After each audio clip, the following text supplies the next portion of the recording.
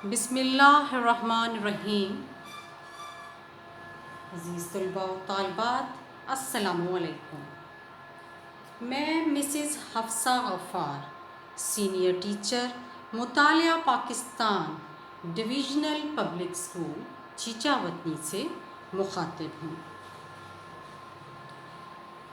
جیسا کہ آپ جانتے ہیں، کرونا وائرس وبا کی وجہ سے اسکولوں کو چھٹیوں کے باعث طلباء کو گھر بیٹھے تعلیم دینے کے لیے ڈی پی ایس کی جانب سے آن لائن لیکچرز کا سلسلہ شروع کیا گیا ہے، جس کا مقصد تمام طلباء کو گھر بیٹھے سیکھنے کے تمام تر مواقع فراہم کرنا ہے۔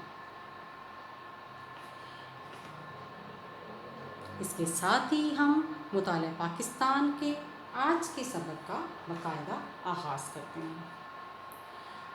ہمارا آج کا عنوان ہے نہرو رپورٹ 1928۔ 1927 میں حکومت برطانیہ نے شاہی فرمان کے تحت ہندوستان کے لیے سائمن کمیشن کے تقرر کا اعلان کیا۔ اس کا مقصد آئینی اصلاحات کا جائزہ لینا تھا۔ اس کمیشن میں کسی مسلمان یا ہندو کو شامل نہیں کیا گیا، چنانچہ ہندوستان بھر میں اس کمیشن کا بائیکاٹ کیا گیا اور جلسے جلوس ہوئے۔ اس کمیشن کی سفارشات کو بھی یکسر مسترد کر دیا گیا۔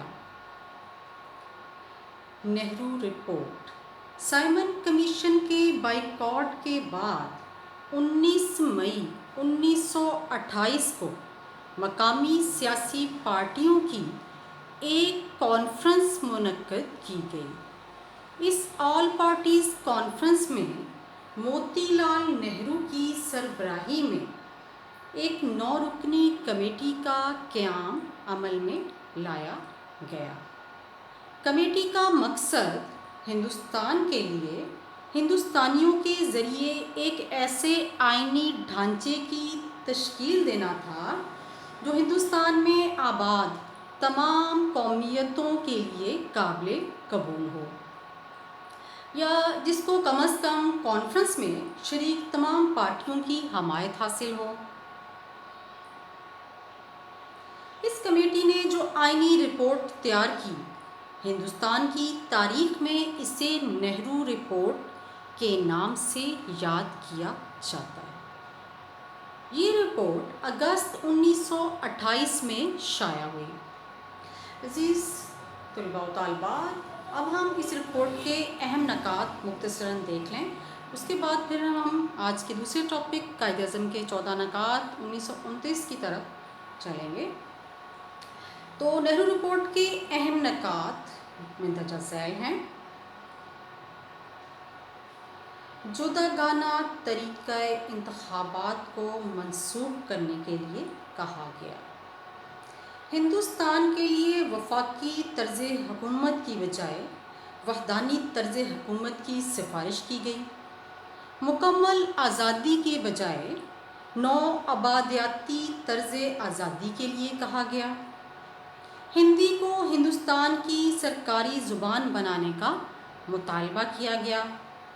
ان سفارشات کو دیکھتے ہوئے کمیٹی کے جانبدارانہ رویے کا بخوبی اندازہ ہوتا ہے، کیونکہ معاہدہ لکھنؤ 1916 میں کانگریس نے مسلم لیگ کے جن مطالبات کو منظور کیا تھا، نہرو رپورٹ میں انہی سے انحراف کیا گیا۔ عزیز طلباء، یعنی جو وعدے 1916 میثاق لکھنؤ میں کانگریس اور مسلم لیگ نے کیے تھے، نہرو رپورٹ میں اسی کی نفی کر دی گئی۔ ان سفارشات کو دیکھتے ہوئے، یعنی کہ جو چیزیں اب سامنے نظر آ رہی تھیں کہ معاہدہ لکھنؤ میں کانگریس مسلم لیگ مطالبات منظور کر چکی تھی، اب نہرو رپورٹ میں اسی سے مکر گئی۔ تو اب مسلم لیگ کا رد عمل بھی تھوڑا سا دیکھ لیں پھر قائد اعظم کے 14 نکات پڑھتے ہیں۔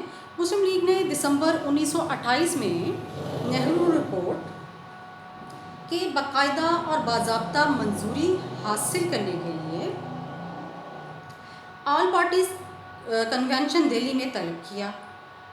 مسلم لیگ نے 23 ارکان پر مشتمل ایک نمائندہ کمیٹی قائد اعظم کی سربراہی میں اس مقصد کے لیے قائم کر دی تاکہ مجوزہ کنونشن میں شامل سیاسی جماعتوں کو مسلم لیگ کے موقف سے آگاہ کیا جائے۔ قائد اعظم نے مذکورہ کنونشن میں نہرو رپورٹ کو مسلم لیگ کے لیے قابل قبول بنانے کے لیے ایک 3 نکاتی فارمولہ پیش کیا جسے کنونشن میں شامل تمام سیاسی پارٹیوں نے یکسر مسترد کیا۔ اس پر تبصرہ کرتے ہوئے قائد اعظم نے فرمایا، "This is nothing but parting of the ways." جی تو عزیز طلباء، یہ تو تھی نہرو رپورٹ۔ امید ہے کہ آپ کو ابھی تک کا سمجھ آیا ہے۔ اب ہم آج کا دوسرا ٹاپک پڑھنے جا رہے ہیں جو کہ ہے قائد اعظم کے 14 نکات۔ قائد اعظم کے 14 نکات نہرو رپورٹ، موتی لال نہرو رپورٹ کا جواب تھا، اور مسلم لیگ نے شدید رد عمل کا اظہار کیا تھا نہرو رپورٹ پہ، کیونکہ یہ سراسر ان کے وعدے کی خلاف ورزی تھی جو کہ انہوں نے میثاق لکھنؤ میں، یعنی جو انہوں نے مانا تھا جداگانہ انتخابات کے اصول کو، اس کو خود ہی رد کر دیا، ٹھیک ہے، اور ان تمام تحفظات کو انہوں نے ماننے سے انکار کر دیا جو مسلمان اپنی ترقی اور بقا کے لیے لازمی سمجھتے تھے۔ تو قائد اعظم نے واضح الفاظ میں کہہ دیا جی کہ اب ہمارے راستے جدا جدا ہو گئے ہیں۔ تو آئیے قائد اعظم کے 14 نکات، کیونکہ قائد اعظم نے نہرو رپورٹ کو ماننے سے انکار کیا، آپ نے 1929 میں 14 نکات پر مشتمل درج ذیل رہنما اصول پیش کیے۔ آئیے ان کا جائزہ لیتے ہیں۔ سب سے پہلے ہے آئندہ آئین وفاقی طرز کا ہو جس میں صوبوں کو زیادہ خود مختاری دی جائے۔ تمام صوبوں کو ایک ہی اصول پر داخلی خود مختاری دی جائے۔ تمام صوبوں میں اقلیتوں کو مناسب نمائندگی دی جائے۔ مرکزی اسمبلی میں مسلمان ممبران کی تعداد 1/3 سے کم نہ ہو۔ جداگانہ انتخابات کا اصول ہر فرقہ پر لاگو ہونا چاہیے۔ البتہ اگر کوئی فرقہ چاہے تو اپنی مرضی سے مخلوط طریقہ انتخابات قبول کر سکتا ہے۔ صوبوں کی حدود میں کوئی ایسی تبدیلی نہ کی جائے جس سے پنجاب، بنگال اور شمال مغربی سرحدی صوبہ خیبر پختونخوا کی مسلم اکثریت متاثر ہوتی ہو۔ تمام لوگوں کو یکساں مذہبی آزادی دی جائے۔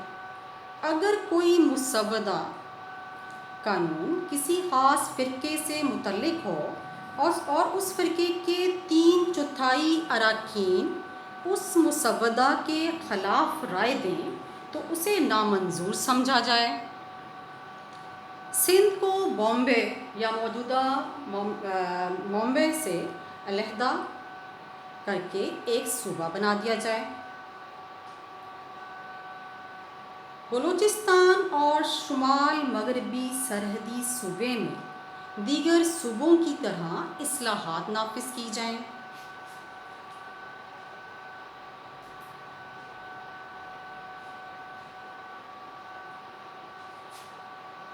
سرکاری ملازمتوں میں مسلمانوں کو ان کی اہلیت اور تناسب کے لحاظ سے حصہ دیا جائے۔ مسلمانوں کو مذہبی اور ثقافتی تحفظ دیا جائے۔ صوبائی اور مرکزی وزارتوں میں مسلمانوں کو کم از کم 1/3 نمائندگی دی جائے۔ آئین میں صوبوں کی مرضی کے بغیر کوئی تبدیلی نہ کی جائے۔ عزیز طلبہ، قائد اعظم کے 14 نکات کا اگر تجزیہ کیا جائے تو یہ کہنا بے جا نہ ہوگا کہ قائد اعظم محمد علی جناح رحمۃ اللہ علیہ نے نہ صرف مسلمانوں کے حقوق کی ترجمانی کی بلکہ ہندوستان میں دستوری اصلاحات کا بنیادی ڈھانچہ بھی مہیا کر دیا۔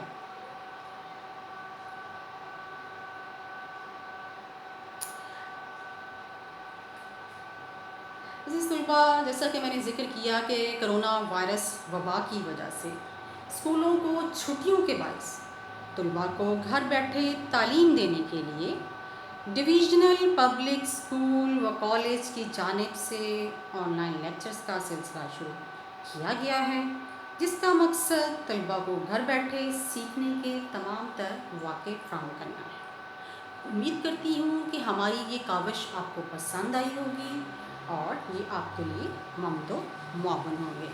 That's all from my side. Hope you understand the conversation. Thank you very much for your kind attention. Stay well. See you next.